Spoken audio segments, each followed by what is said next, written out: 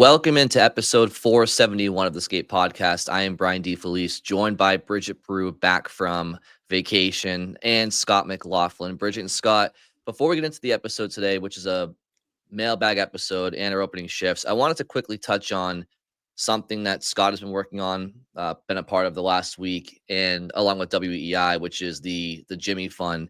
And the Jimmy Fund raised just over $5.7 million. And I just wanted to shout that out because and thank all of those who may have donated, because every single donation to the Jimmy Fund and charities like that really do make such a difference for cancer patients and their support systems. And the money goes to so many different elements, to medical research, science research, and to other elements that people don't even think of, like patient care in the hospitals, or something like funds that go towards the transfer of just medicine, whether it's overseas or whatnot, whether it's like transplant stuff or there's so many factors at play. And it's just very important. Clinical trials and helping families stay in the area, and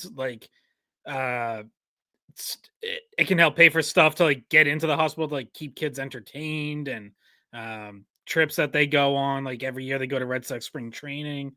So yeah, it goes to, I believe it's something like 90% of the donations go straight into like funding of trials and treatment, and then the rest is like operating expenses, and like I said, some of that extra stuff that is maybe not directly involved in cancer treatment, but is involved in quality of life type of stuff, which in so many cases is just as important. So yeah, it was awesome. We were sitting there. I was there both days of the event, and we honestly were just like stunned by the numbers coming in and where it ultimately ended up, because we don't set goals in terms of what we're expecting, because every year is just different.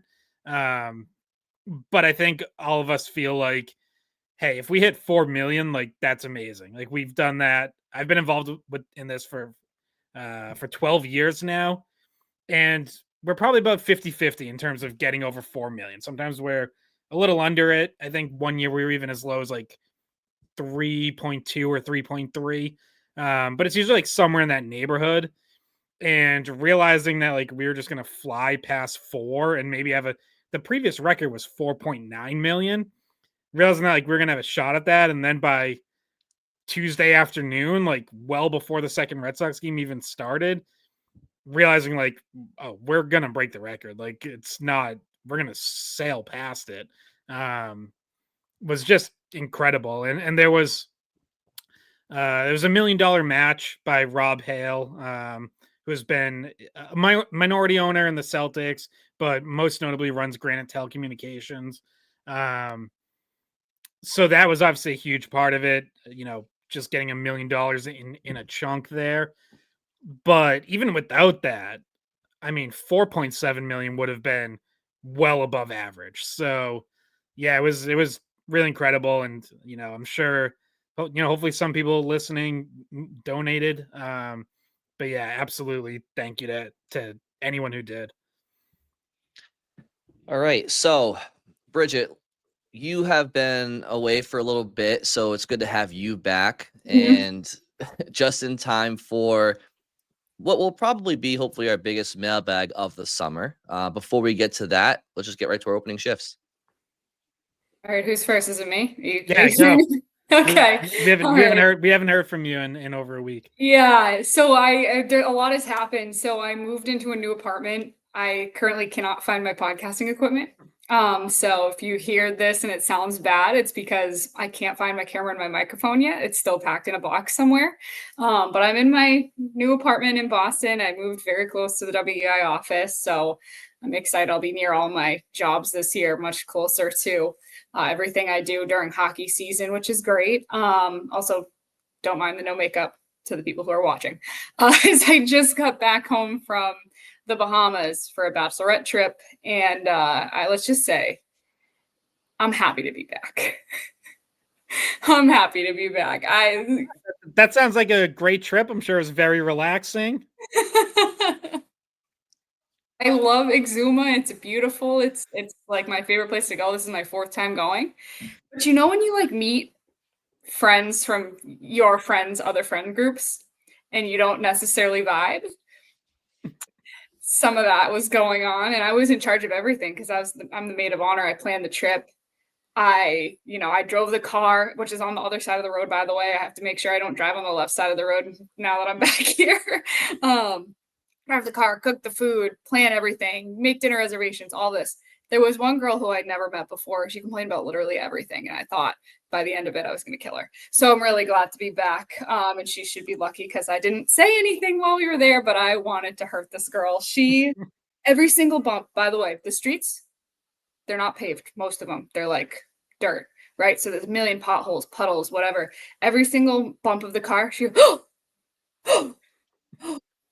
backseat driver. And I was like, I'm gonna freaking kill this girl. Now it makes sense because we have a mailbag question from somebody, and they were complaining about being in the back of a car on a bachelorette. So that now it's starting to make sense.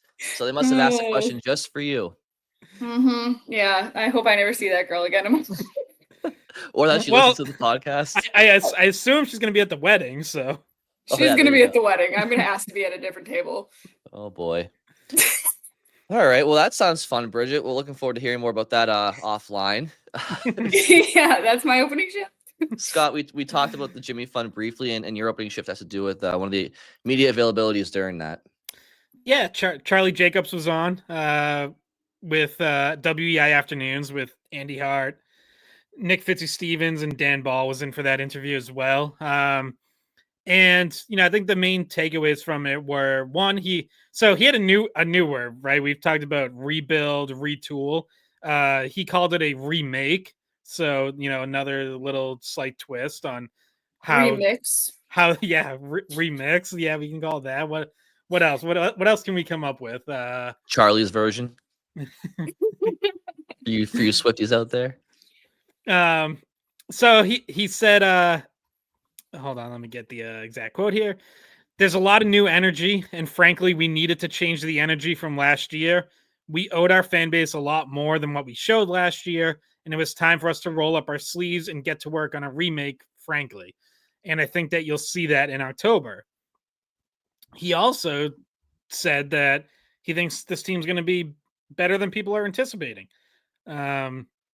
Said, we want these kids to develop so he talked a little bit about free agency, but wrapped up with, we want these kids to develop and go from there. But I think that we're going to have a very good team come October, and we owe Boston that. So, I think you have to say that when you're the CEO. You can't tell people like, oh yeah, I think it's going to be a down year, but sit tight. Like, then that affects ticket sales and merchandise and all that. So I get, being like cautiously optimistic. But it does put a little bit of pressure on. I think that clearly sounds like someone who expects the team to be better to much better than last season, which I'm sure, a lot of fans hope they are. But, we've talked about the flaws on this roster and how this season could, go south again and not be a good year. So, I think there is a little bit of pressure there from ownership to, we understand we're in a remake, retool, whatever you want to call it. But they still expect to be much better and much more competitive. And, if they're not, then I think it'll be interesting to see what that leads to.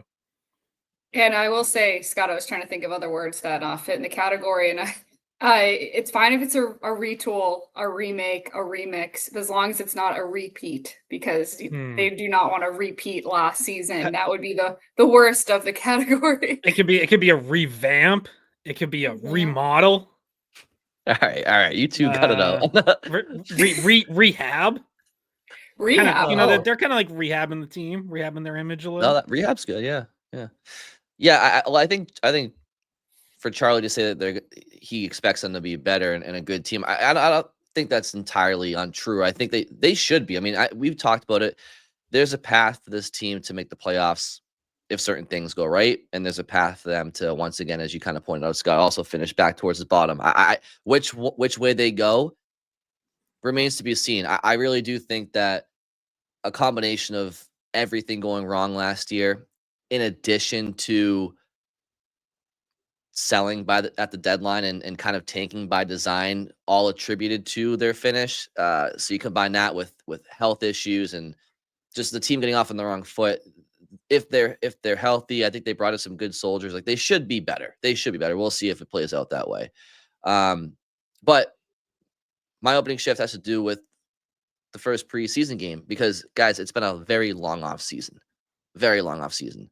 We went 4.5 months at this point since the last game we covered, and we are now officially 1 month away, as we record today on August 21st, from the first preseason game, which is, of course, September 21st at the TD Garden against the Capitals at 5 p.m., which means that we are under a month away from the beginning of training camps, which I imagine will probably start, if I had to guess, like August, September, maybe 18th or 19th. I don't think the official schedule has been released, but if the first preseason game's the 21st, I would imagine I think 2-3 I days do. before I think I then. do have it somewhere. I'll pull it up while you're talking. Okay. So yeah, so that's basically, my opening shift, which is to the listeners out there, to Bridget, to Scott, to myself. We're getting there. We're rounding third base. Hockey season is around the corner, and whatever happens with the team next year, hockey is better than no hockey. So congrats to everybody listening, and to you guys. We're getting our way through this tumultuous off season. I'm ready. I'm in my Hockey East jacket today. It's cold. The heck September, is this? September 17th is the first day of training camp. So there you go. So, yeah. And Bridget, yeah, to your point, like Hockey East too, we're gonna be watching that closely, and that starts even sooner, right? Yeah, that starts in September. It usually starts the last week of September. So there you go, around the same For time. the women. Yeah. And Okay. then the men start like a week or two later. Yeah, I think, is it October 2nd or 3rd? BC opens the season against Quinnipiac. So there will be 6 Bruins prospects on BC and 2 more on Quinnipiac with Chris Pelosi and Elliot Gronwald. So that'll be a nice way to kick off the college hockey season. Love that. Hey, before we get to the mailbag quickly, Scott, I just got to vent real quick. You see this? No free ads, but it's my Dunkin' Donuts coffee. That looks like Coca-Cola. No, it's a coffee. Well, yeah, it does look like it, yeah, but it's Dunkin's, and there's no cap, there's no straw. They forgot to give me a straw at the drive-through. So my day started with a strawless coffee. So if it spills on my laptop and you start to see smoke everywhere, that's because my clumsy arm hit it over. I'll balance the Dunkin's negativity with some Dunkin's positivity. Yesterday was the launch of pumpkin spice season. Hell yeah. Pumpkin swirl iced coffee. Love that. That's what I get here. It's almost empty. Oh, wow. So you do it in August, huh? I gotta wait until at least I gotta wait till at least 9/1. September 1st. No. Listen, we only get like 2.5 months of pumpkin stuff, so I gotta have as much of it as possible. Because yeah, he told me that he does it for as long as it's there. He does it. I am. Also, I'm nice. I'm a pumpkin girly, so. Yes, he is. Really nice koozie, by the way. Thank you, Scott. Have you seen that video of the kid that talks about banana bread at work, and he's like, "But banana bread at work, dude? Hell yeah!" That's what you sounded like when you said that. Anyway, but before we get into the mailbag, so I almost brought this up to Brian while Bridget was maniacally searching for her podcast equipment, but I figured I would just bring it onto the podcast. It kind of ties into both mine and Brian's opening shifts a little, just looking ahead. Can you guys guess what the Bruins, this is from Bet365, Daily Faceoff, has every team's over-under point total for the upcoming season? See if you can guess where they have the Bruins set for their over-under. Yeah. I'm going to go with less than what they had last year. Oh, wait. So they had 76 points last year. So you think the over-under is less than that? Yeah, I think less. I bet they have them as less. Okay, yeah. So I mean, I think the nature of an over-under is to try to play both sides of the fence, right? And I mean, I think that'll be way too easy of an over to hit. Um, Not that they would definitely do it, but I think that's just too easy for odds sakes. I said 87 to Scott before we started recording. I'm gonna stick with 87.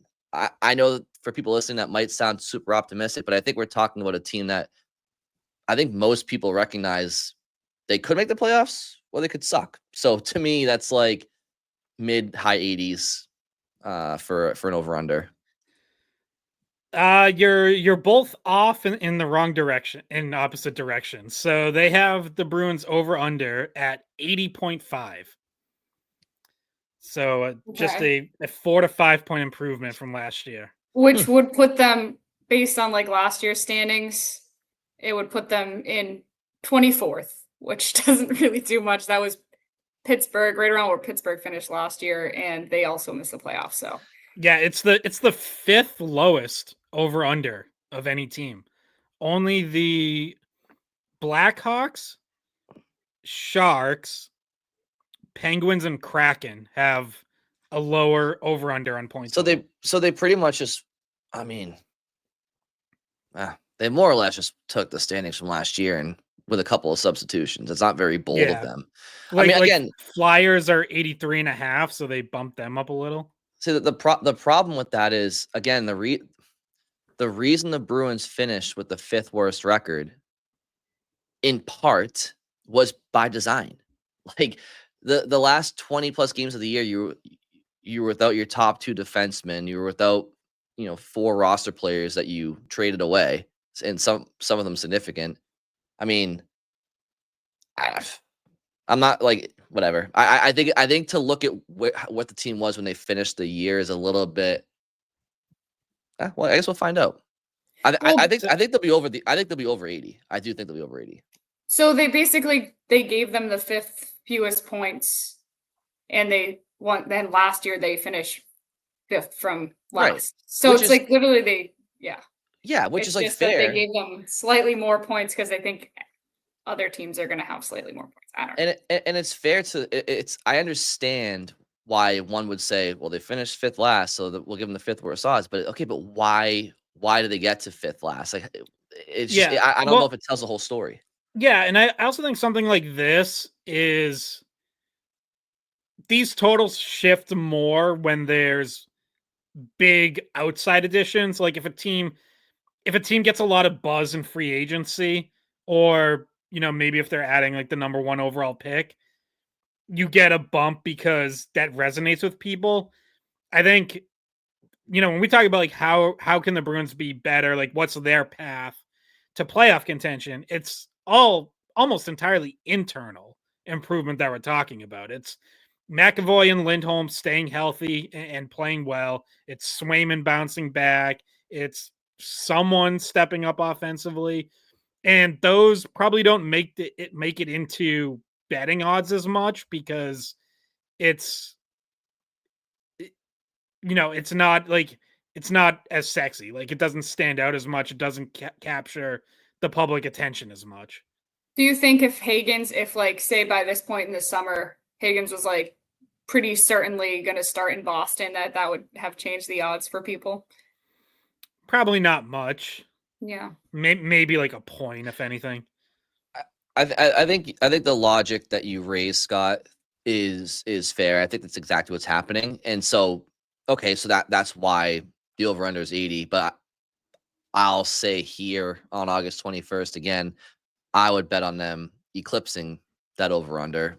What would you say in this moment? I would lean over, but I've been thinking like I've had like low to mid 80s in my mind for a point total. Not making an official prediction yet, but yeah, right now I would bet over, but I think it would be a little closer for me for sure. Okay. All right, let's get to the mailbag because there are quite a few questions. So let's try to get to as many as possible. Now, let's start off right away with Roger. Now, Roger asked a couple of quick questions. So the first one we'll answer quickly, and it's about head coaching in the NHL. And he mentions that Kevin Paul DuPont wrote, that Pete DeBoer and Peter Laviolette will be the first replacement coaches hired this coming season. So essentially, Bridget and Scott, who do you think are among the initial head coaches on the hot seat this coming season? Who are some head coaches that are on the verge if things go wrong right away? Yeah, so I was looking through this, and I mean, right away you can cross out anyone hired this offseason, which is 9. There's 9 new coaches. I think you can probably cross off mid-season hires from last year. So Jim Montgomery in St. Louis, Todd McClellan in Detroit. And then like there were a bunch of hires last year. It takes stuff going really bad to get fired early in your second season with the team. So I was looking a little further down, and a couple that kind of stood out to me that I would just wonder about. Andrew Brunette in Nashville. He's been there 2 full years. That team really underachieved last season. I would wonder how safe he is. Ryan Huska in Calgary, John Hines in Minnesota. I think 2 teams that expect to be better this year, and I would wonder about their security if they're not, if either one of those teams starts slow. And then the last 2 I'll mention are the teams that have new GMs but did not make coaching changes. And that's the Islanders, who brought in Matthew Darsh as GM.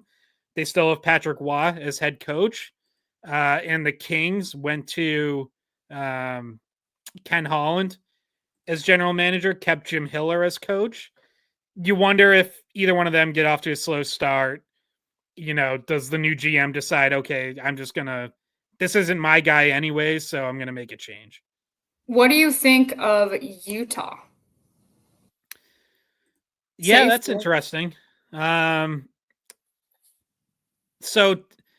Andre Tourigny, so he's in that group of, he's only had 1 full season there. So I just think you'd tend to get a little bit longer of a leash in that. But that is another team that's like expected to take a step forward. So if they don't, that becomes a very fair question. I also think like he was available at the time, and he was the guy that got hired at the time, still early on in his, tenure there. But maybe now that maybe DeBoer or Laviolette are names they would have rather had if they were available at the time. And well, but I think they would have made that change this summer then. I guess they could have. But still, like maybe it might be in the realm of possibility that if it goes bad for Utah early in the season, that I had heard that they were interested in Laviolette, and that he had some conversations with them at some point in this offseason. So I think they ultimately decided not to bring him in, but that they were at least interested. And I also was told that the Bruins never talked to Peter Laviolette. So yeah, it's not totally surprising. So they that was never part of the conversations. So he has talked to a few teams. Obviously, ultimately, none of the teams that were looking for new coaches decided to bring him in, but he is definitely not going to be out of coaching. I think he's sitting there waiting for the next opportunity to come up. Yeah, and that if there's a team, like if Utah did have interest in him, then that's always an interesting situation too, right? Because we kind of saw it from one side, but last year where the Blues would have had interest in Jim Montgomery, had he been fired after the previous season, they end up going with a coach that, as it turns out, they didn't like as much as Montgomery, because as soon as Montgomery became available, they made the move. So, that is like, that's always tough if you're Andre Tourigny too, where, if he knows or even suspects that there's a coach out there who is available that they have some interest in, like, are you looking over your shoulder a little bit? Yeah. And I know Laviolette probably wouldn't go back to Nashville if that were to be the team that was looking for a new coach, because he's already been there, and probably wouldn't go back is my guess. But yeah, so I don't know. Was there more to that question about the coaches? Nope. We can move on to the next part, which is a question I think a lot of Bruins fans are probably pondering as well. So Roger continues to ask, if all training camp forwards are healthy during camp and none of the potential bottom 6 players performs far better than the rest, shouldn't the team let younger borderline players like Beecher and Husnudinov have roster spots based on their speed and potential upside over fourth line veterans like Sean Kuraly and Michael Eyssimont? Do you think either Beecher or Husnudinov has much of a chance to make the roster? And finally, are there any Bruins forwards nursing injuries from last year which could impact the opening night roster? Thanks. Love the show. So as far as we know, no one is nursing any injuries. Johnny Beecher had a minor procedure on his hand, but he's been skating, shooting, practicing, doing everything. So I have not heard of anything else that would be lingering into camp. At least, a couple guys had like some minor cleanup and just recovery from minor stuff. But yeah, I mean, I guess this is like a tough question to answer because the reality is someone will separate, good or bad. Like someone's gonna have a good camp, someone's not gonna have a good camp, and these situations often get decided by that. So it makes for like a fun topic where it's like, okay, if everything else is equal and they all kind of look the same, the reality is they're not all gonna look the same because it just doesn't happen in camp. But I guess I would also push back and be like if there isn't a younger player who comes along and pushes Kuraly, Eyssimont, whoever out of a job, well, those guys have at least been, solid, useful NHL players. So I think also if you're a young kid trying to knock them out, you have to do more. Like you have to separate yourself from them because otherwise you're going to make it easy on the team to default to the guy who has at least had some measure of success in the NHL. Right. And to Roger's sentiment about if nobody pulls away from the pack, right? Why not just go with the lesser with the youth and upside? I would just say I think the Bruins are looking at this season. We've talked about it before. We'll continue to talk about it, but they're trying to right the ship, and they're trying to be more responsible of a team to play against. They're trying to be harder to play against, and they're trying to recreate an identity and structure. So if Husnudinov and or Beecher don't separate themselves, which is the situation that Roger presents to us, then management and the coaching staff is left with a question of, all right, do we want to go with potential upside or do we want to go with what's a little bit more safe when it comes to role players in a season where we're trying to reestablish foundation? So if Husnudinov is in a fourth line role, is he flourishing? Is that a role you want him in anyway? So I just think when it comes to the players that Roger mentioned and the lines that they're expected to be on, I don't think you're looking at Husnudinov versus Michael Eyssimont as guys that are doing the same thing. Like Husnudinov should be battling for. He should be wanting to battle for a third line spot. Like based on his skill set, you'd want him in a top 9 role. Whether he wins that role or not, I don't know. But it's kind of similar to what we talked about with Fabian Lysell in the past. It's like Lysel's not going to be a fourth line player. It's not his makeup. So I feel more comfortable with going with Kuraly and Eyssimont over Beecher because I think Kuraly and Eyssimont to this point in their careers do a better job in that fourth line role than what Beecher's done. Husnudinov, I kind of put him in that competition for the third line. And then if he gets beat out for the third line, well, can he slide out to the fourth line? Yeah, he could. He could, but I don't know if that's the identity that they want that fourth line to have. I'm not saying that speed isn't welcomed on all 4 lines, but I don't know if the fit is there. Well, I'm surprised you just said that. Bridget, I have high hopes for him. I think he should be playing with McDavid. That's how good Husnudinov is. He's going to be on the second line, actually. Yeah, he's not dishing with Kastelik. He's too good. He's going to fill in on the second line. And anyway, yeah, I get what Roger's saying, though. Like, I understand. And we get, I feel like we get a lot of listener questions / input about really wanting to see younger guys get their chances.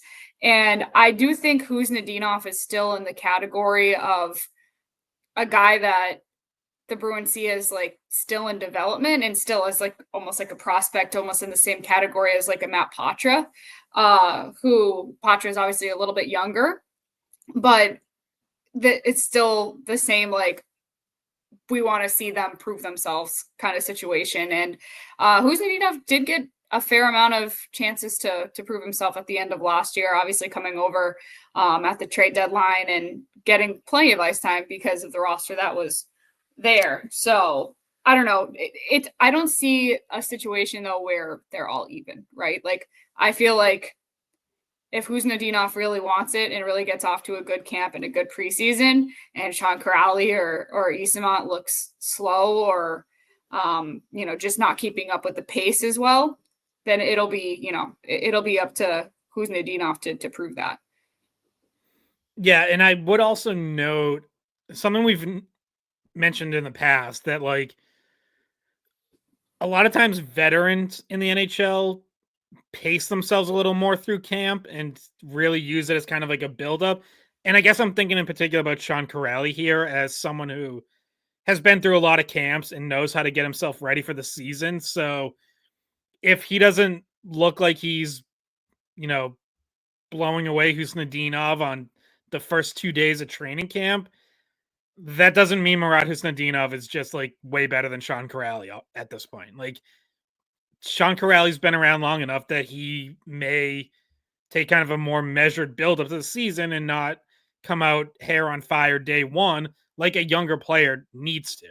Like, a younger player doesn't have the option to pace himself. So that's just something to keep. Like, Tanner Jeannot would be another one. As much as I've been critical of that signing, like, Tanner Jeannot, now you want him helping to set the tone, but like, if he doesn't look like his absolute best day one of training camp, like,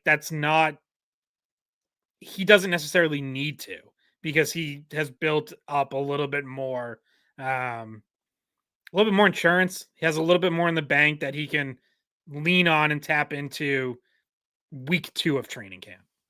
Yeah, I think Jeannot in particular, he's going to be on the third line to start, in my opinion. I think his contract speaks to that, and I think the surplus of fourth liners that we're kind of talking about also speaks to that. I think they intend on him being higher up in the lineup than the fourth line to start. So on the fourth line at training camp, I really think we're talking about a 4-person race between Eyssimont, Kuraly, Kaslik, and Beecher. And the last name I just mentioned, I think, is the odd man out, and he needs to really impress and beat the other people, especially, to Scott's point, if those guys are kind of, going through the motions a little bit in camp. If Johnny Beecher isn't light years ahead of, Kuraly in some of these drills, if Sean's kind of taking it easy and Beecher's fighting for a job, there's a problem. But Kuznetsov in particular, when the Bruins traded for him, a lot of people in Minnesota were like, well, because he started to pop a little bit for the Bruins, and people that watched the Wild were like, yeah, they just never used him in this role in Minnesota. They kind of buried him in a fourth line defensive role. So it's like, well, if you're going to trade for Kuznetsov, then don't make the same sins that Minnesota did. Like, you want him to be in a role where his offensive skill set can complement others around him, and that's not, to me, the fourth line with Kuraly and Eyssimont or Kaslik is not the spot for Kuznetsov. So that's why for me, it's like I look at him trying to battle for a spot in the top 9, let's call it, but really the middle 6. And if not, then I guess, like, does he have to clear waivers, Scott, to go down to Providence, Kuznetsov, or can they just send him to Providence? Nope, he'll have to clear waivers. And I would imagine he'd clear, but I don't know. I could see someone taking a flyer on him, they move on from Beecher and maybe Kuznetsov is the extra forward just to avoid that. So yeah. Well, I will say I couldn't find my podcast stuff except for. Oh my God! Look at him. There he is. Look at that messy bedhead. Oh, the Scott's pops too. Love that. This is all I found from my setup. All that matters. I mean, the most important stuff, really. Yeah, and Harold's still in my car, so I got to go get Harold after this. So. Like, I think we can all acknowledge we're willing to sacrifice podcast quality as long as we have Scott's Pops and the Murat Husnudinov poster. Absolutely. And nowhere to put it. No, like what? I'll just balance it like this or something. All right, Roger, we appreciate those questions. Moving along to Dan. Dan has a question for you, Scott, because you mentioned on the last episode that BC may not be as good as they were last year. If the Eagles have all of these Bruins prospects and take a step back, isn't that a bad sign for the Bruins? What if Hagens can't elevate the players around him? So I guess I would say I just don't quite view it that way, because the reason we say BC might, or the reason I say BC might take a step back, is Ryan Leonard and Gabe Perreault are gone. They turned pro. Jacob BC Fowler. and I was going to say, most importantly, Jacob Fowler in goal. And they didn't bring in any obvious replacements, just in terms of like skill for skill, as any of them. There's no freshman who is a top 10 pick like Leonard and Perreault both were. And goalie's going to be a question mark for them that they're going to have to answer, because there's no blue chip netminder on that team this year either. So those are roles that I would not expect these, Hagens is going to be the number one center, the guy. He should have a very good season. BC needs him to. I don't look at the other 5 Bruins prospects on that team. First off, none of them are goalies, so none of them can replace Fowler. I don't look at any of the other 5 as like, oh yeah, they can step in and replace Ryan Leonard or Gabe Perreault. Like Andre Gasso, Oscar Gelvik, those are good college players. It would be unreasonable to think Ryan Leonard led the country in goals last year. Like, they're not doing that. Now, it would be really nice if Dean Letourneau takes a big step forward and, let's say, can get into a top 6 role and put up some points. Like, that would be really nice to see. That's still not going to be a Leonard or Perreault replacement. So, can you imagine Dean leads the country in goals? There we go. He goes from shooting 0% last year to 100%. Every single shot goes in this year. Mm-hmm. Yes. I have some thoughts on this too. Go for it. So I believe that their plan is to go with Korik in net, who was the backup last year, and he played, I think, just one game, and that was the game that Fowler got suspended for punching someone the game before. So he's a Slovakian goalie. I believe he's going to just step up and take that spot of Fowler. And I know they're pretty confident that he's a good goalie. And this happens in college hockey a lot more than it happens in the pros. Like, you'll have a guy on the team for 2 years or a girl, like same thing with the women's side, and they'll be behind a really good goalie. And then all of a sudden, next thing you know, they take over the net and they're just as good. And they're putting up the same kind of numbers. But even if all things are equal in net, which Jacob Fowler was, in my opinion, the best goalie I saw in college hockey last year, it's going to be hard to replace him. It's even harder to replace Leonard, who I think was there's only like one other player I think comps to him. And I think because I feel like I see him as like a Kachuk, and a Kachuk is hard to come by.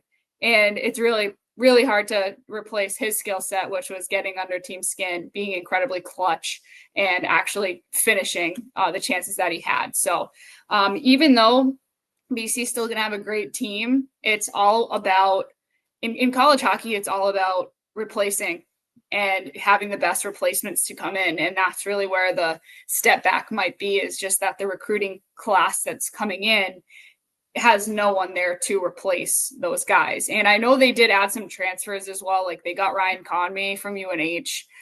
He was a top 6 guy for them. I'm not sure how much he affects this BC roster that makes up for some of that scoring. But I was saying, Bridget, I think it was the podcast you were away, but he might be on the top line with Hagens and Teddy Stiga. Like, I could see that being a line. He was UNH's leading scorer last year.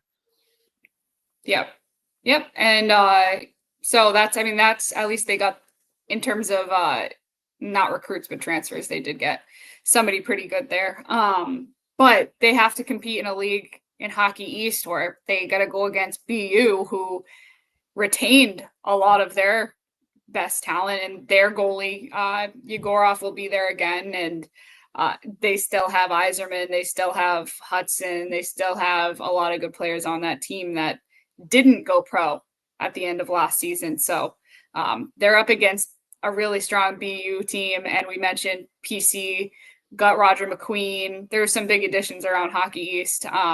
So it's not going to be the same kind of season as last year where we're always talking about BC. Oh, they're number one or they're number two the whole year. I just don't know if that's kind of what we're looking at for them this year. Yeah. And I guess there is a scenario where the Bruins prospects and Hagens in particular underwhelms. Like, that's certainly possible, but I guess we'll cross, but there's also, I guess what I would make clear is there's also a scenario where James Hagens is great.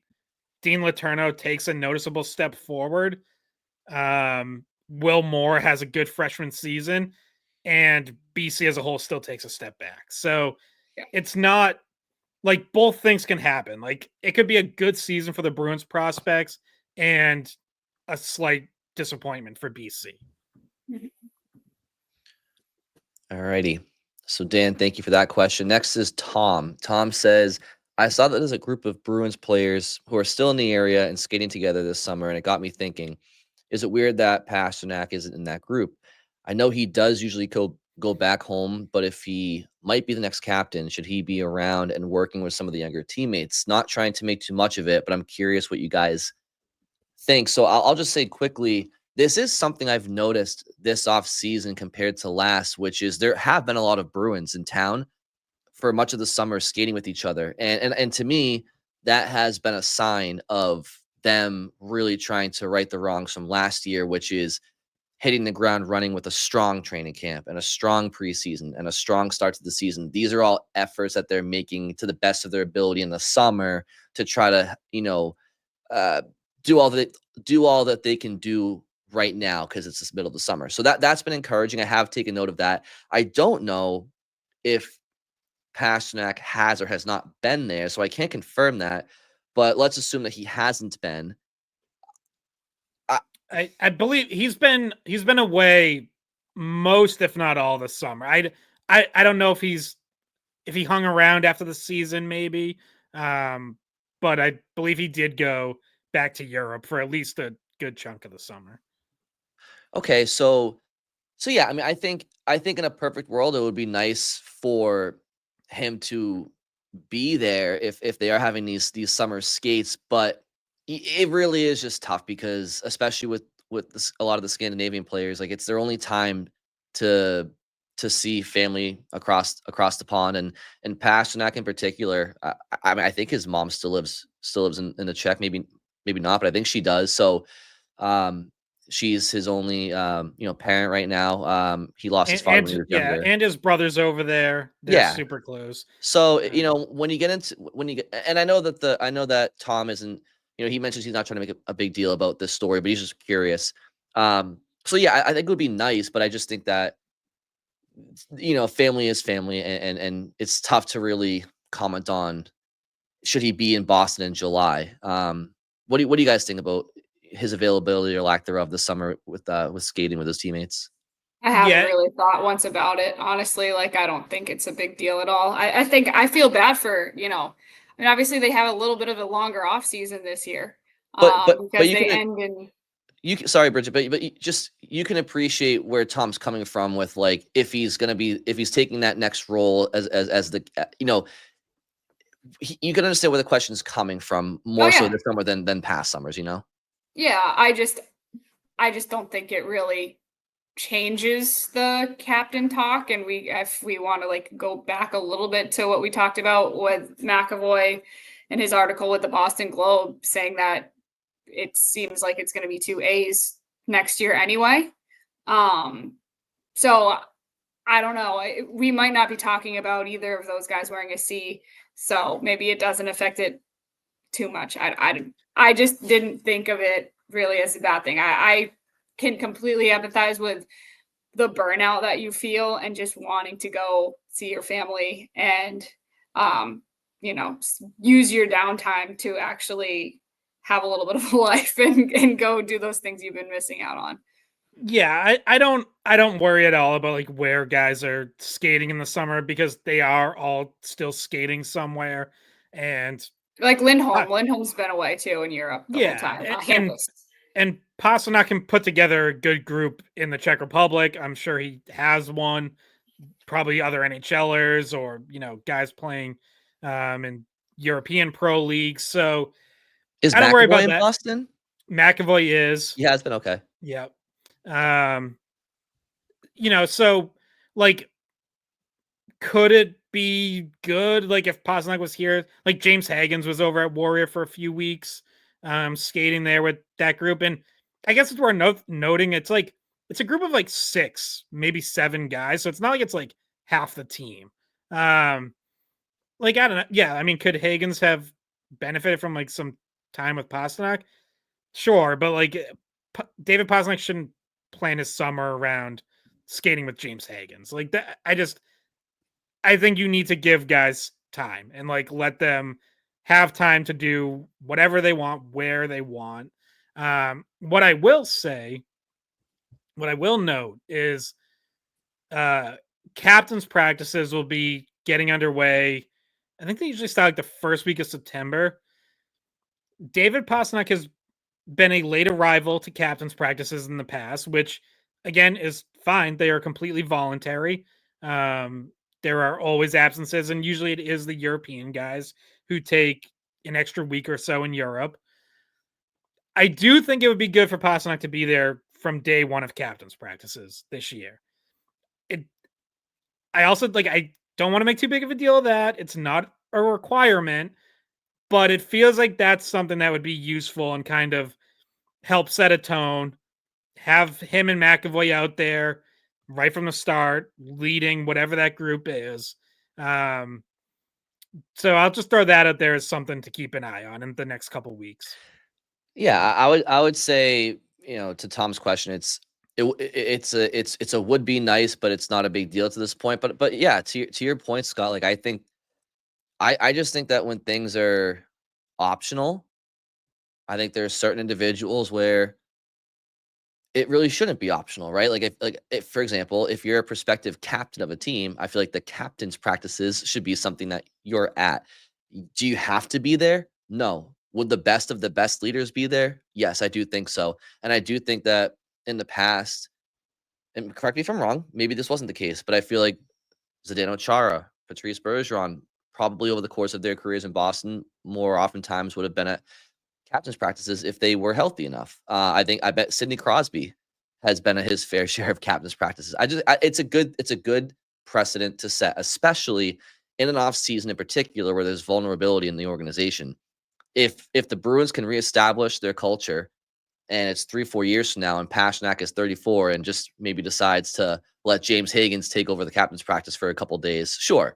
But I think this summer and right now, it's important for the Bruins to do what's best for the organization when everybody's not looking. And so I do think that going forward, the captain's practices should be mandatory for prospective captains. All right. CJ, a couple of questions here. Again, these are good questions. So a lot of times when we have multiple questions from the same person, we try to just pick one. But you know what, guys? I think this mailbag, is a reward for everybody's work this summer, sending in questions. I want to make sure everybody gets heard this episode if we can. So I will answer a couple of these questions from CJ, or we will.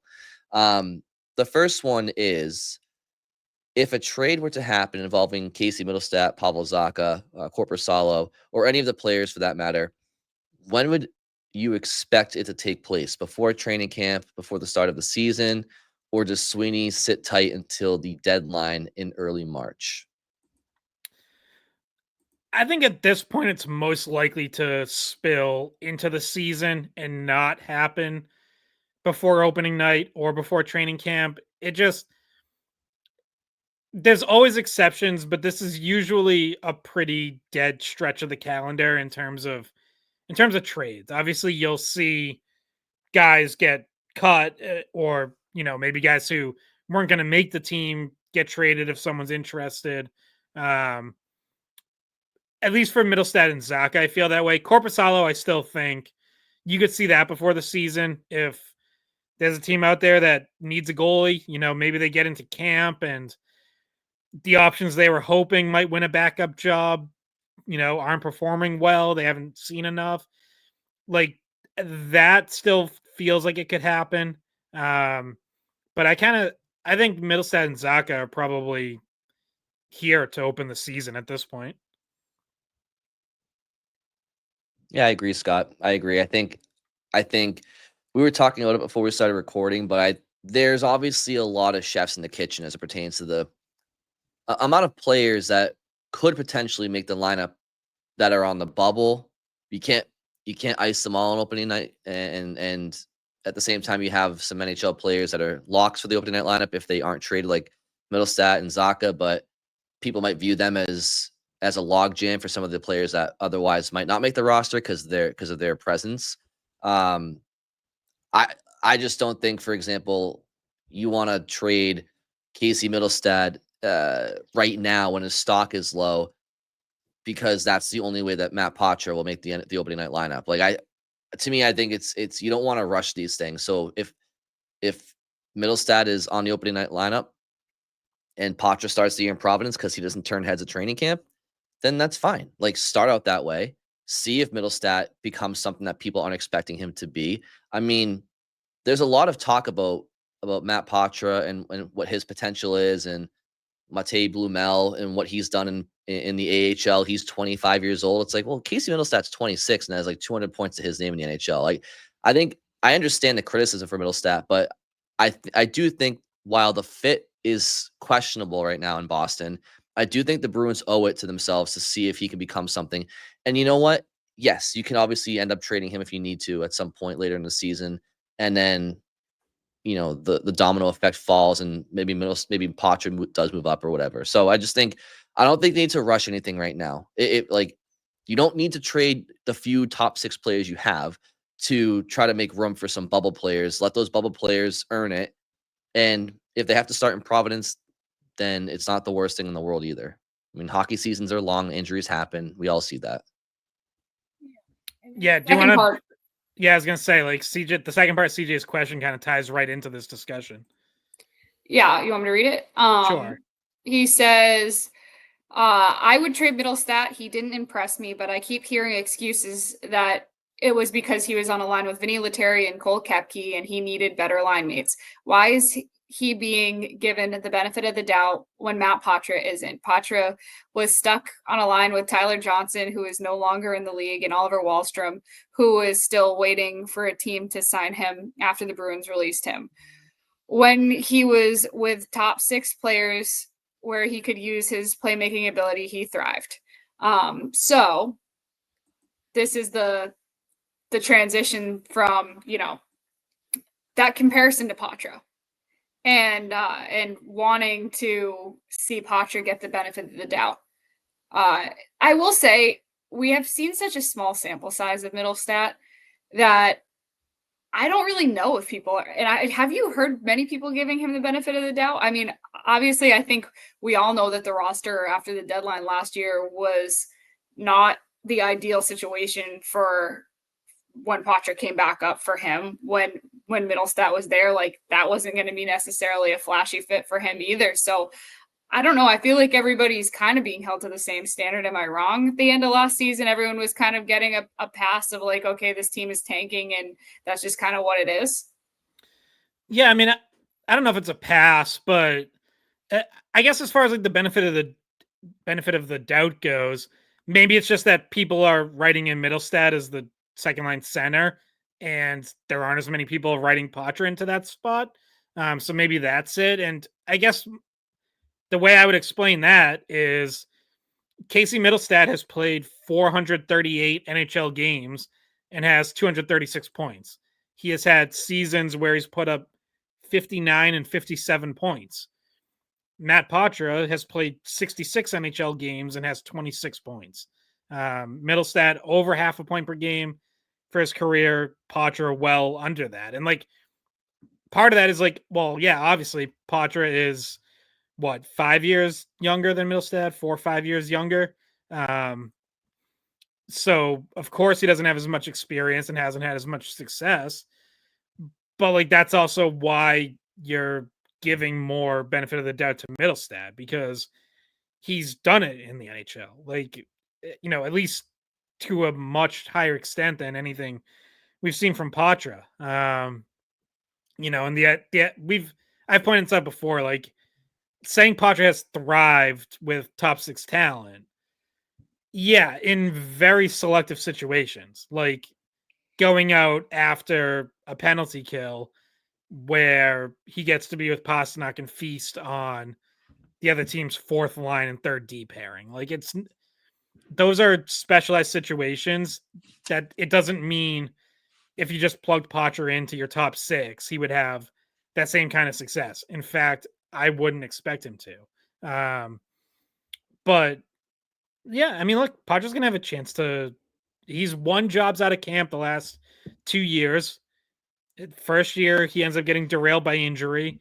Second year, he really slowed down by his own admission, lost some confidence, and then went down for an extended spell in Providence. So he absolutely could win a job out of camp again. Like it's possibly even both of them are on the roster, although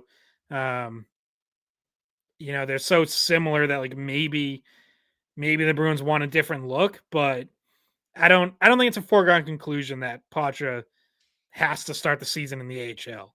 And in the AHL last year, Poitras had 41 points in 40 games, just to put that out there as well. So, he did score at a point per game clip. But here's the thing, and Scott just hit it. Poitras and Middlestad in the same lineup to me, it doesn't jump off the page. There is some redundancy. And the problem is, even if I wanted, or we all wanted the Bruins to trade Middlestad right now, he's got his cap hit's just under $6 million. I don't think his contract is one that people are chomping at the bit to absorb right now. So he might not be the easiest contract to move. And so, okay, so your top line is Pasternak, Lindholm, and Geeky. And then you have Zaka, Middlestad, and Arvidsson penciled in. And then that third line, we think Jeannot's on the left side. Fraser Minton's going to have a great opportunity to make that third line center role because of the makeup that he is and what people usually have as a third line center. And then you have, like I said, 4 or 5 guys battling out for that right wing spot potentially. And that's Poitras have to battle out some players and win some spots. So anyway, it's something that we'll have to monitor. Bridget needs to maybe take a break for a second. You want to go grab a snack? No, okay, so there's no food in this place. Oh, wait, I don't even no. have food in here. That feels like an oversight. Well, I moved my bed and stuff in on Wednesday and then immediately went to the Bahamas. And I thought that he would have brought maybe some food, but I have a roommate who doesn't cook, so I think he's just DoorDashed everything since I left. And there's no food in here. There's not one thing. So I would need to make a run somewhere. So I don't think that's going to happen in the middle of the podcast.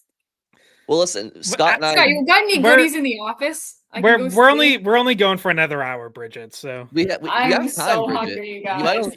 You may only miss a question or two if you wanted to go grab a snack. To be honest with you, and that's a true statement. We can move on. We can move on to the next question if you want to make that call. No, I'm not gonna leave. All right, I'm just throwing it out there. I'm a team player. It's okay. Go steal from Scott's desk of snacks across the street. I don't have anything in there, so good luck. Yeah, so I think we probably hit that question. Middlestad is a little bit more.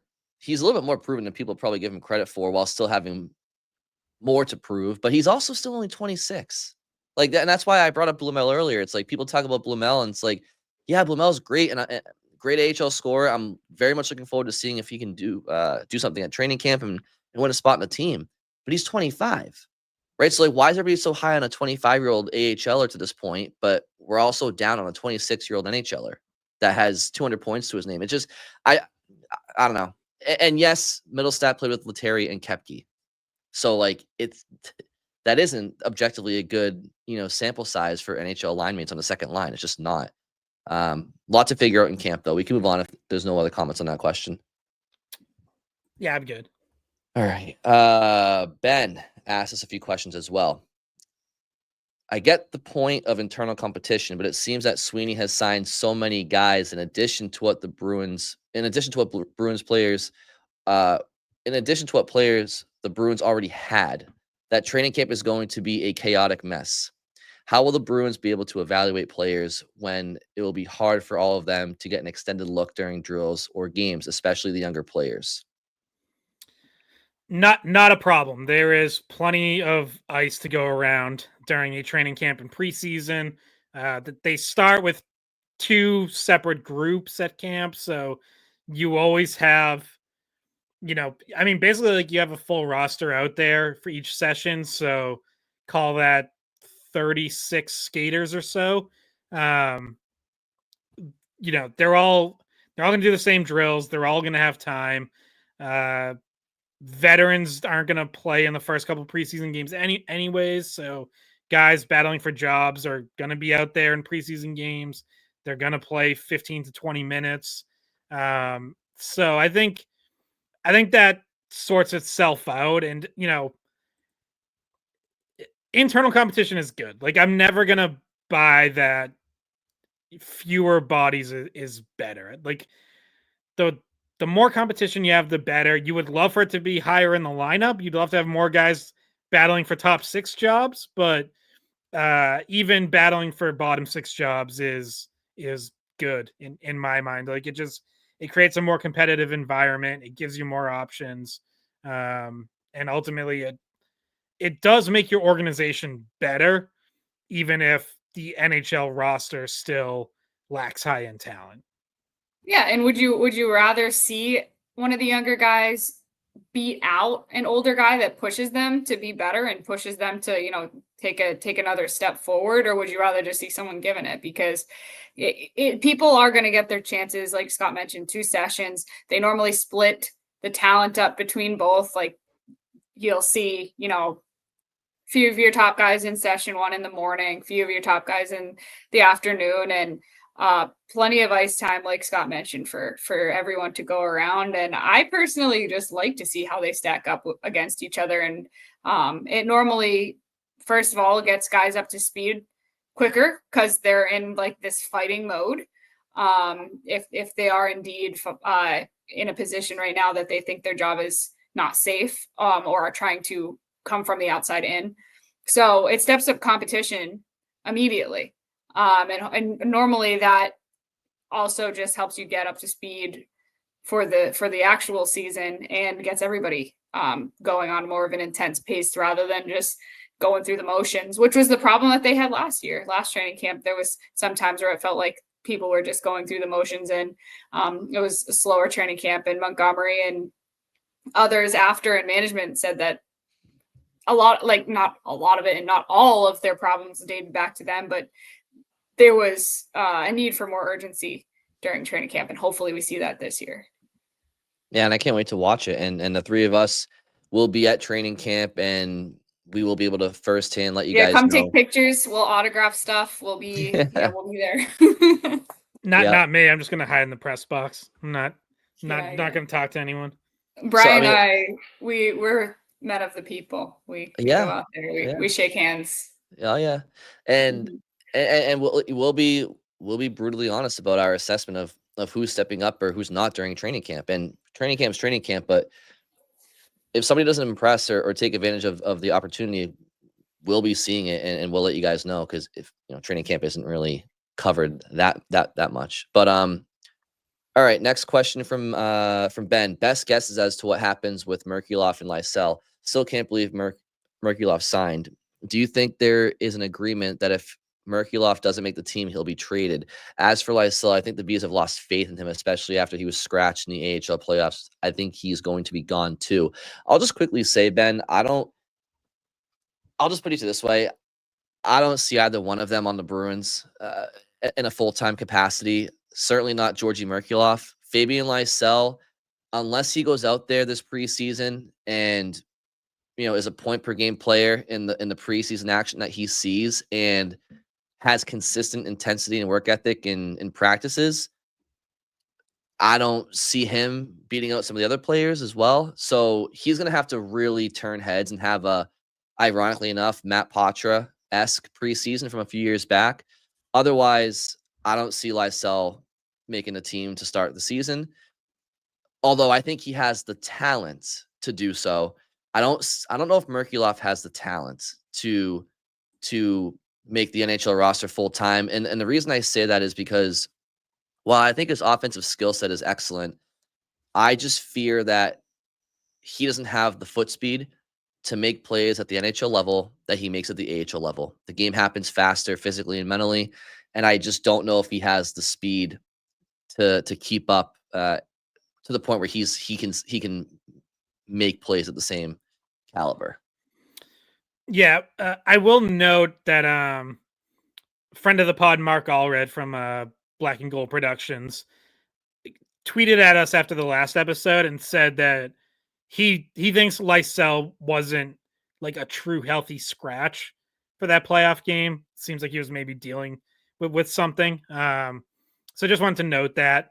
Yeah, I don't see either one of them making the team out of camp either, but they're gonna have the opportunity, like everyone else that we're talking about. If you go out and perform well and work your ass off and have a great camp and play well in the preseason games and force them to keep you up, then I think they'll win a job. But that's up to them to go do that. I did not think either one of them did that last year, which is why they didn't start on the opening night roster then.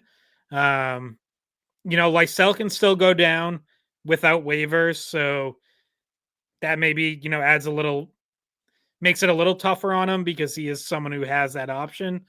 Merkulov would need to go on waivers, so if he doesn't make the Bruins out of camp and there's another team out there that's interested, like maybe it could be a trade, but it wouldn't even have to be that. A team could just claim him off waivers for nothing. So that would be interesting to see, because if he doesn't make the team, goes on waivers, clears, and goes back to Providence, I think that'll tell you something about how other teams see him. And, obviously we hear quite a bit from people who think he is an NHLer and should be an NHLer, and maybe they're right.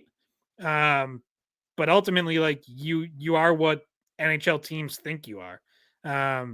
So if someone thinks Georgi Merkulov is an NHLer, he'll get that chance.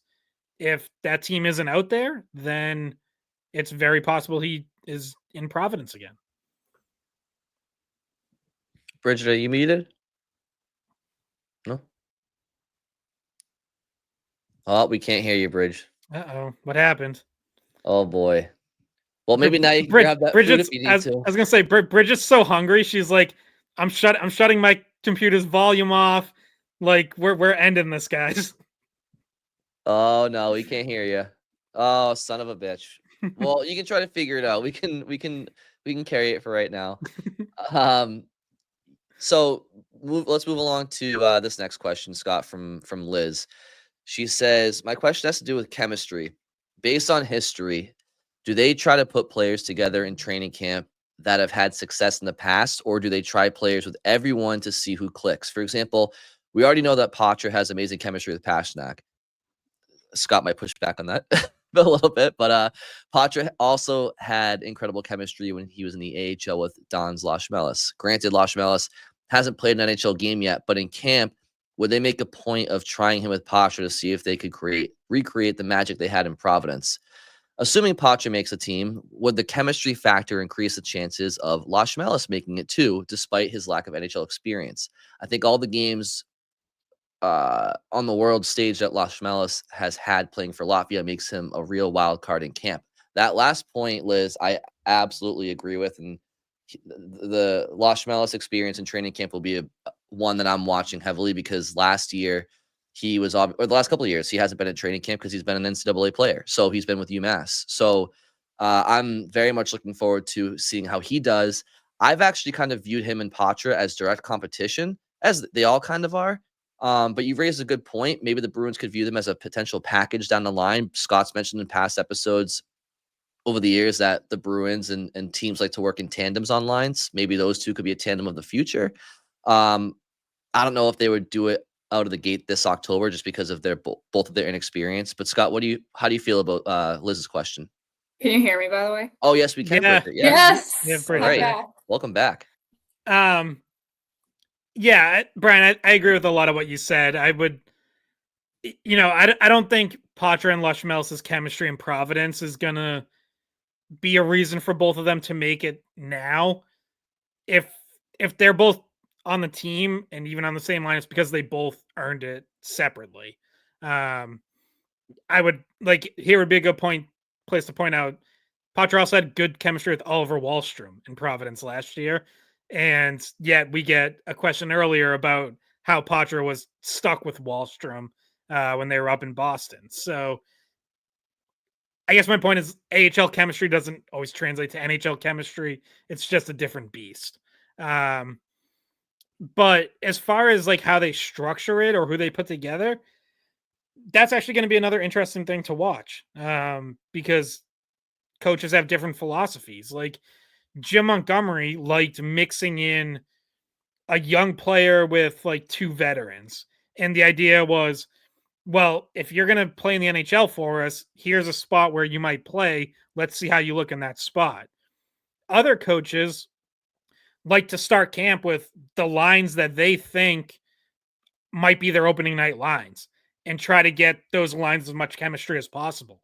So I've seen both, and I think there's pros and cons to both approach. I don't think there's one right way to do it, but we don't know Marco Sturm's way of doing it. It could be we show up day one and it's oh, this is clearly what Marco Sturm is thinking for line combinations. Or it could be, okay, he's clearly mixing and matching to give certain guys looks with different players in different spots. Yeah, and to kind of talk about both of the last two questions, since I was not able to talk for the last one either. With Merkulov, Lysell, and with Lushmelis, when we're watching training camp, it really feels like we kind of have an idea of what levels people are at going in, and it's up to them to jump a level, prove themselves. So I feel like we have the solidified guys, right?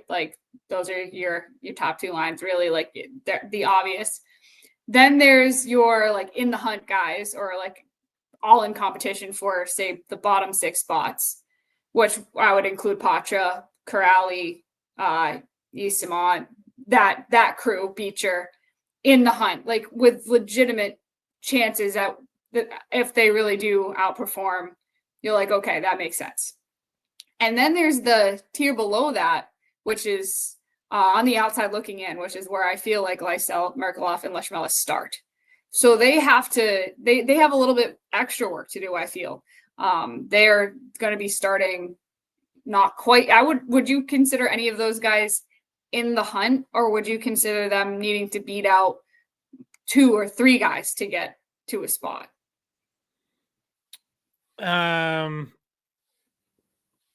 Well, I guess both of those are fair. I guess I don't see the distinction. I'd say they're all in the hunt, but yeah, they all have to beat guys out. Maybe in the hunt's the wrong way to put it, but I'm talking about guys that are legitimately right there, like Beecher, right? Could make the team, could not, but he was already on the team, so it's kind of his spot to lose a little bit. That level of players, that's I would put Poitras and Minton on that level of they're right there, and I could easily see it going either way. I would have Lysell, Lushmelis, Merkulov, Steves. So we call it bubble? Yeah, I would have those guys a level below that. Okay, so we'd call that the bubble, and then Merkulov, Lysell, Lushmelis are currently outside the bubble, trying to get into that conversation. They're a step further away from the conversation of a regular nightly roster spot at this point. Yeah, that seems fair. And Blumel might be, I don't know, kind of on the border of those two. I could easily see him making this team, so maybe he's more in that group. But another thing to just mention here is like, there's also the guy who just has a great summer and comes back in a much better spot than where he finished last year. And we aren't going to know who that person is until or unless they show up at camp and jump out at us. And like, one example I always use for this is the year Jacob Lauko first made the Bruins out of camp. I think that was Montgomery's first year. So what was that, 22, 23? That was that season, right? He had a disappointing finish to the season in the AHL, like finish on a real down note, and then just had a great summer and a really good camp, and like kept hanging around through every round of cuts. And then all of a sudden he was on the team and playing on the fourth line. So that player could show up in September as well, and we just don't know who it is yet. And Bridget, to the point you're illustrating, I mean, I'll break it down like this. These are the guys that I would say are guaranteed locks to be on the Bruins to start the season. Up front, Geeky, Lindholm, Pasternak, Zacha, Middlestat, Arvidsson, Tanner Jeannot, Mark Kastelik, Sean Kuraly. I think Kuraly is a lock, to be honest with you, but that leaves 3 forward opening positions for what I have on my list as 10 people competing. Minton, Poitras, Lysell, Merkulov, Steves, Lashmelis, Blumel, Husnudinov, Esimont, Beecher. You got 10 guys, in my opinion, battling for those 3 spots. And I think Minton. So that was.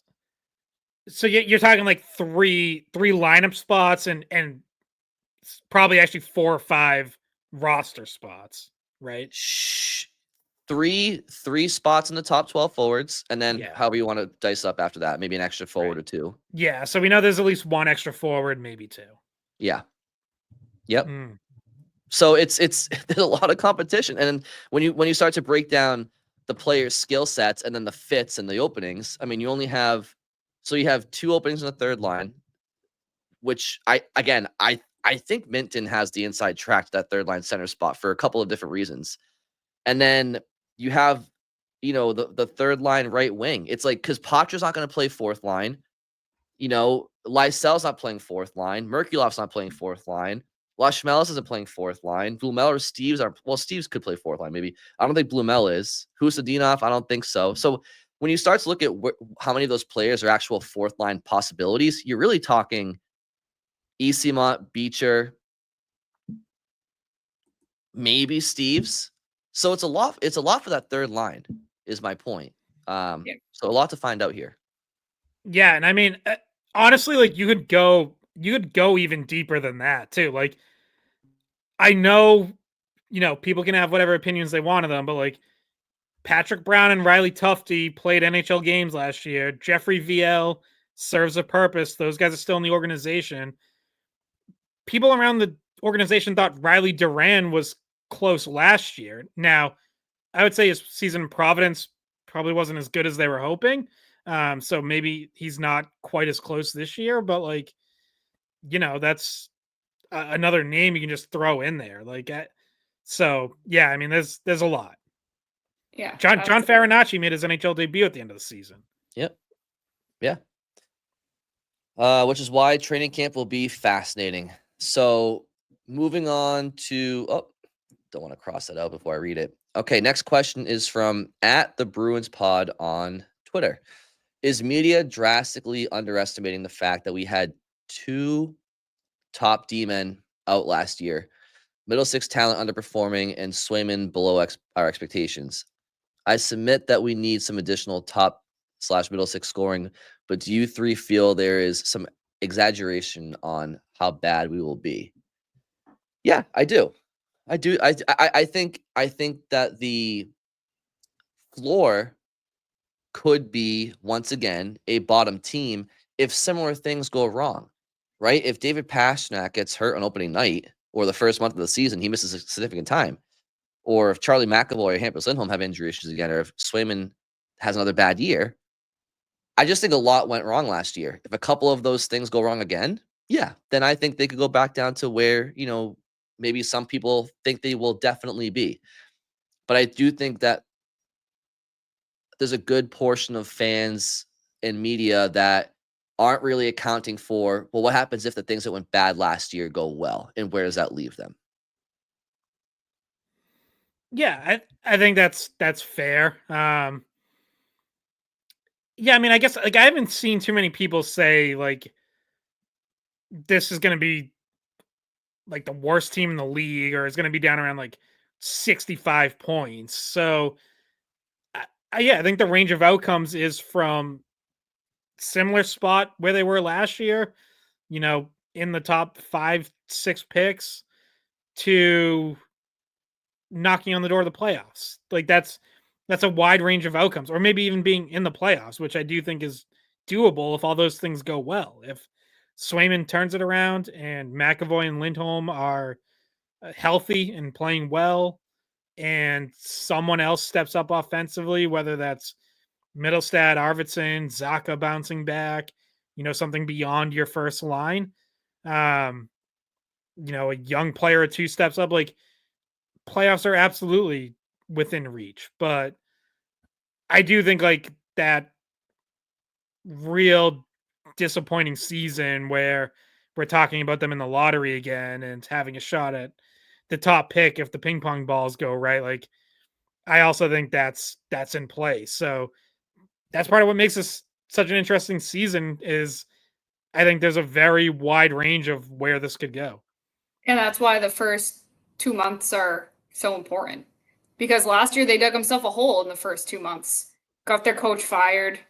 It set up for a hole that you had to dig out of rather than a cushion that you had a little bit of leeway. And if there was a cushion built up in the first 2 months, you don't see Marchand get traded away at the deadline. You don't see the kind of sell, because I swear it seemed like Sweeney up until the last like 2 weeks maybe really was wanting to go for it, and then they kept not giving them a reason to go for it, and they kept showing that they were a team that you needed to sell rather than buy. And I think it came down to the wire a little bit, just because Sweeney wanted to be competitive and doesn't like having to be on the other side of things at the trade deadline. So if they had just built up a little bit more of a cushion beforehand, maybe there's no selling. Maybe you're so close to really being a competitive team at that point that you go for it. But then obviously the McAvoy injury really kind of pushed it over the edge at Four Nations, and the rest is history. But yeah, that's why I say the first 2 months are important, because they show you whether or not you're even gonna, like, it's gonna be an uphill battle in the spring versus you're actually really in it.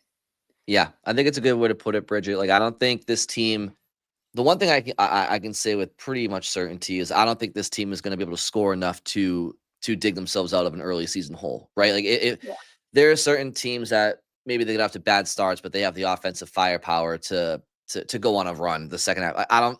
They are going to have to play from ahead. I think they're going to have to keep their head above water early on in the year, a little bit, to even have any chances the rest of the year. So if they get off to a bad start, I think that will not bode well for the rest of the season.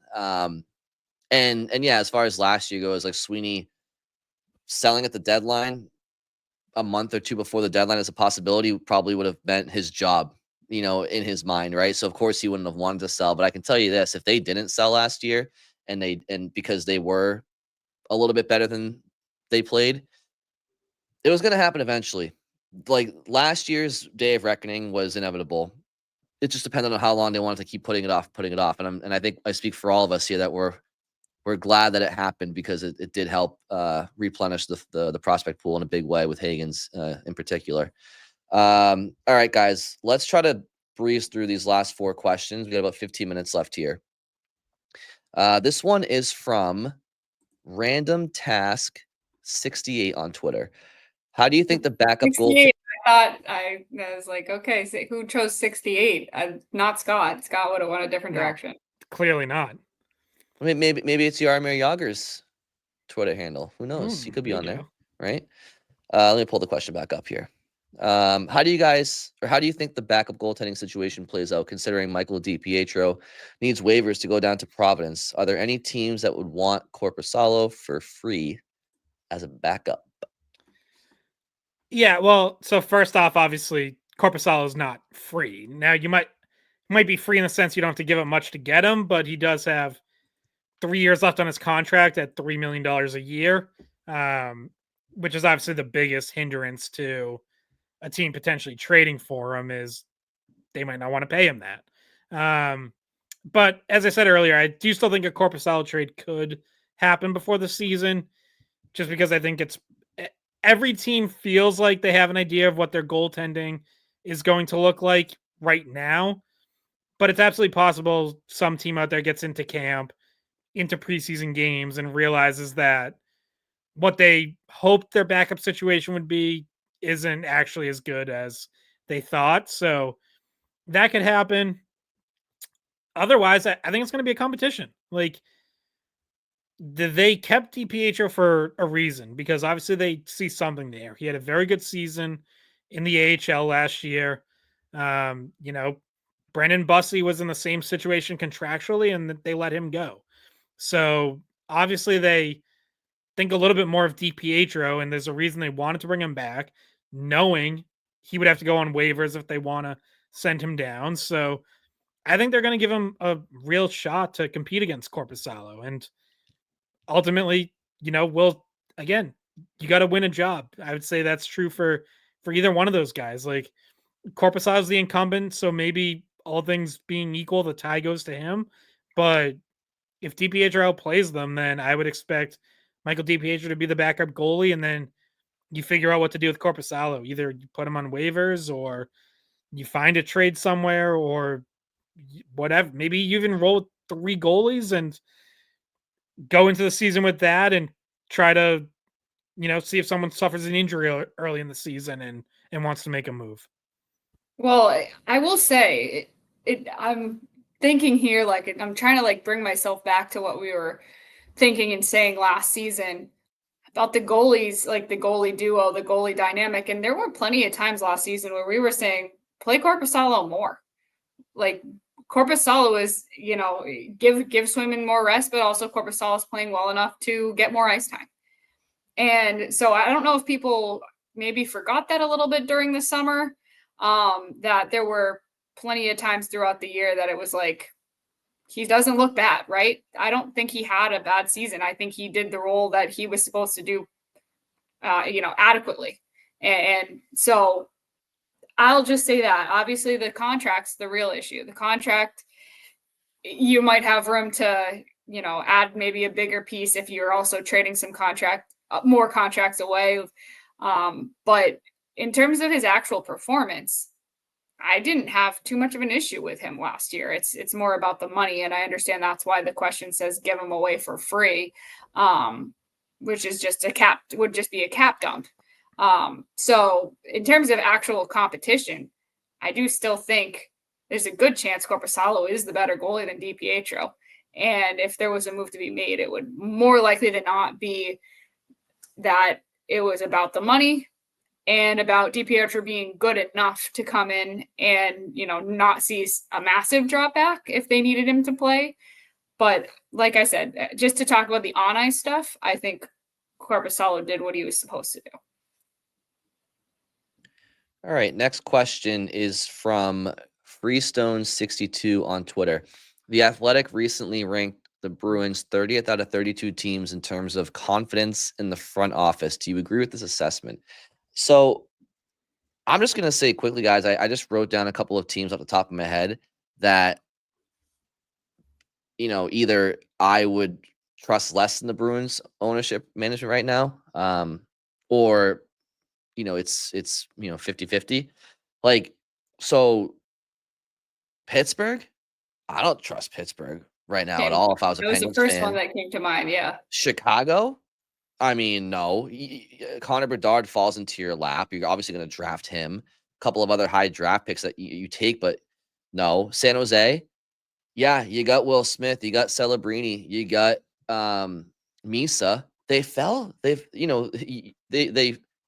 There were obvious picks for them in their drafts. I mean, so kudos to picking obvious players, but you're in the basement for multiple years at a time. Not trusting you. I'm not saying they haven't done a good job with these picks, but What have they done to gain trust in that sense? Buffalo, how many years are they going to miss the playoffs before we trust them? 50, 30? How many more years are they going to miss the playoffs? Couple others I'll just rattle off real quick. Vancouver, I wouldn't trust them if I was a Canucks fan. The Kraken, I don't know what they've done to garner trust for their fans.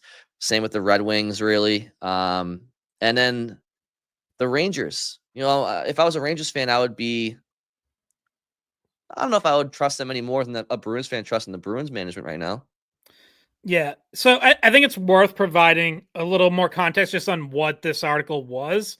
So it was a survey of fans of those teams. So it does not surprise me that among the 32 NHL fan bases, Bruins fans have the third lowest amount of confidence in their front office, because we know what Bruins fans think of Don Sweeney and company, because we hear it every day. So even when the Bruins were good, they usually ranked lower in these things than you would expect.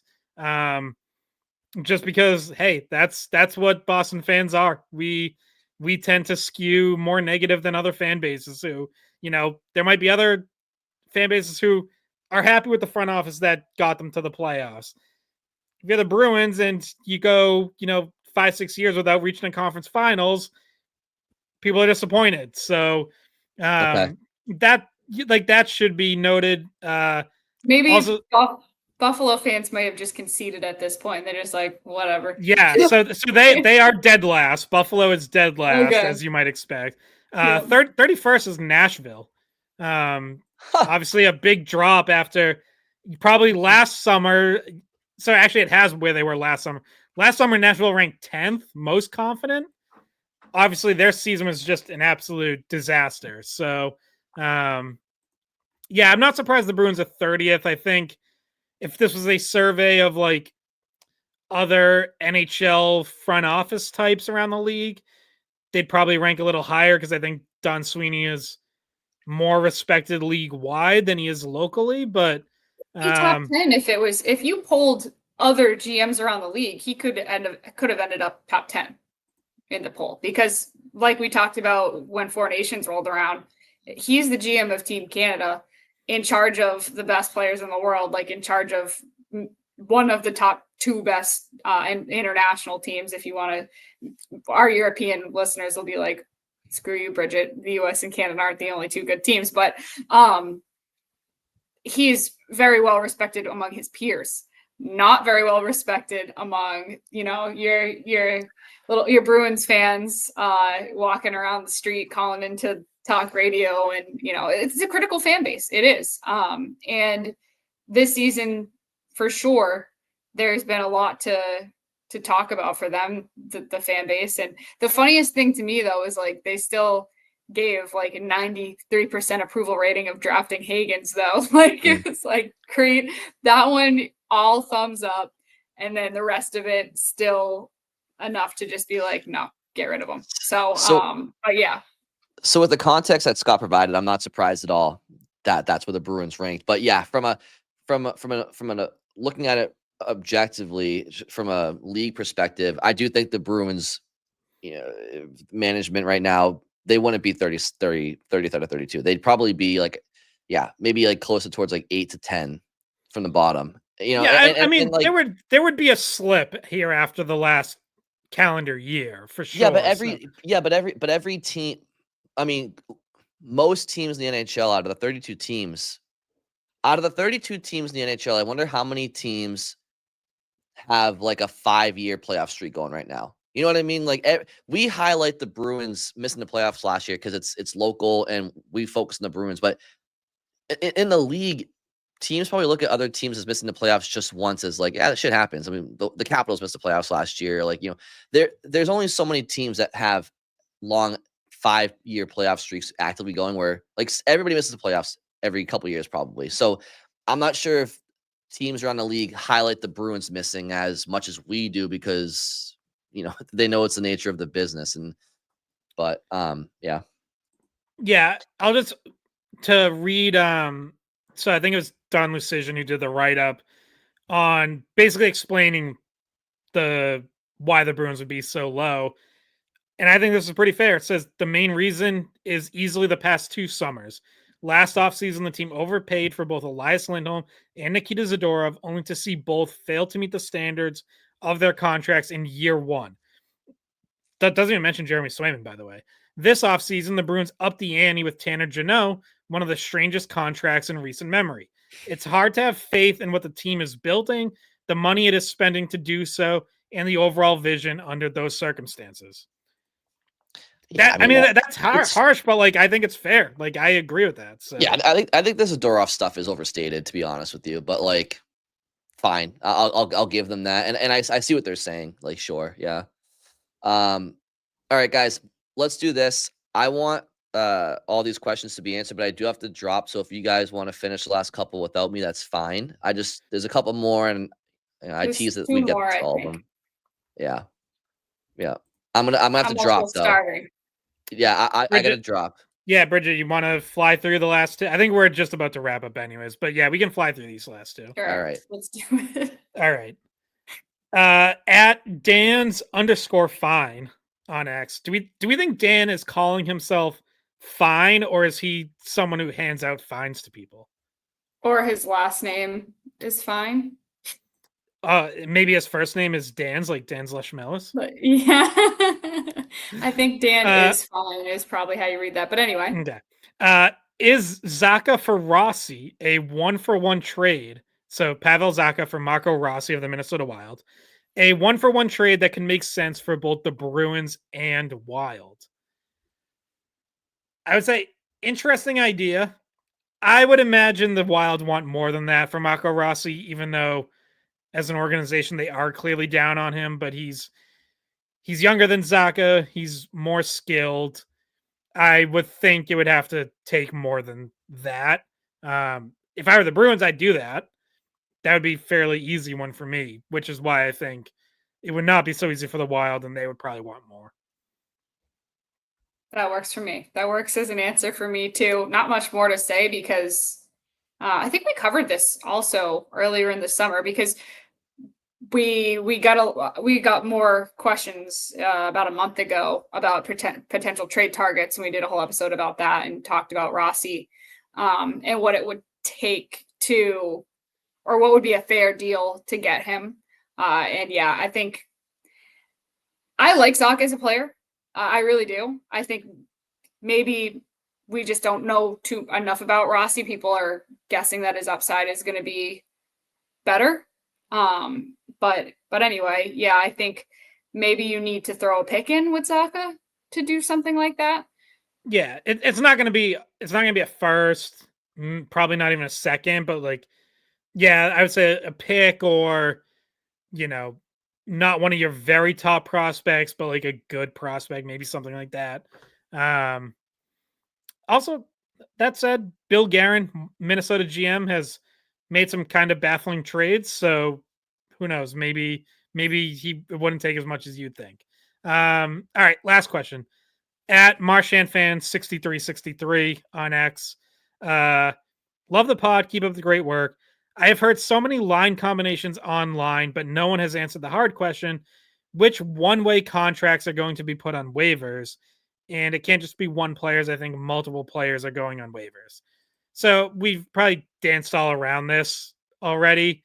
Yeah, I mean, there's players put on waivers every year, so there's going to be more than a few. Like, but I mean, we kind of highlighted, I think, maybe some of the obvious ones. Johnny Beecher, certainly a candidate. Marat Husnudinov, if he doesn't win a spot.